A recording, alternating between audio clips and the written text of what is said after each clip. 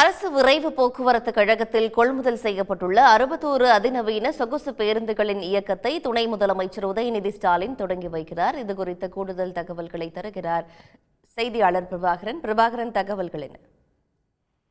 அரசு விரைவு போக்குவரத்து கழகம் சார்பில் தமிழ்நாட்டில் இருக்கக்கூடிய அனைத்து மாநகரங்கள் மற்றும் நகர பகுதிகளுக்கு அதிநவீன சொகுசு பேருந்துகள் இயக்கப்பட்டு வருகின்றன. அதன்படி இந்த ஆண்டு 68.49 கோடி ரூபாய் மதிப்பீட்டில் 113 அதிநவீன சொகுசு பேருந்துகள் எஸ்சிடிசி நிறுவனத்திற்கு வாங்கப்படும் என்று முதலமைச்சர் அறிவிப்பை வெளியிட்டிருந்தார். அதன்படி தற்பொழுது 61 பேருந்துகள் முதற்கட்டமாக வந்திருக்கின்றன. அவற்றுடைய இயக்கத்தை தமிழ்நாடு துணை முதலமைச்சர் உதயநிதி ஸ்டாலின் தொடங்கி வைத்திருக்கின்றார். இந்த பேருந்துகளுடைய மொத்த மதிப்பு என்பது சுமார் 32 கோடி மதிப்பீட்டில் இருக்கின்றது.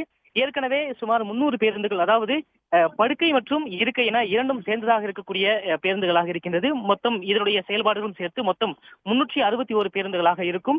இதில் ஒவ்வொரு பேருந்திலும் 31 இருக்கையும் 15 படுக்கை வசதிகளுமாக இருக்கின்றது. தற்பொழுது விழா காலமாக இருப்பதால் இந்த பேருந்துகள் என்பது அனைத்து பணிமனைகளுக்கும் 2 முதல் 3 பேருந்துகளாக பிரித்து கொடுக்கப்பட்டிருக்கின்றன.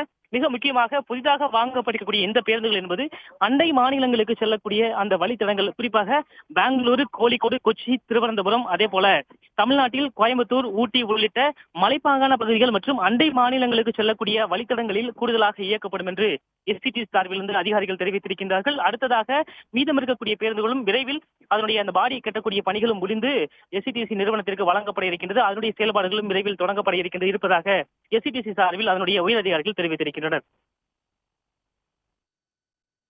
பிரபாகரன், மேலதிக விவரங்களுக்கு நன்றி.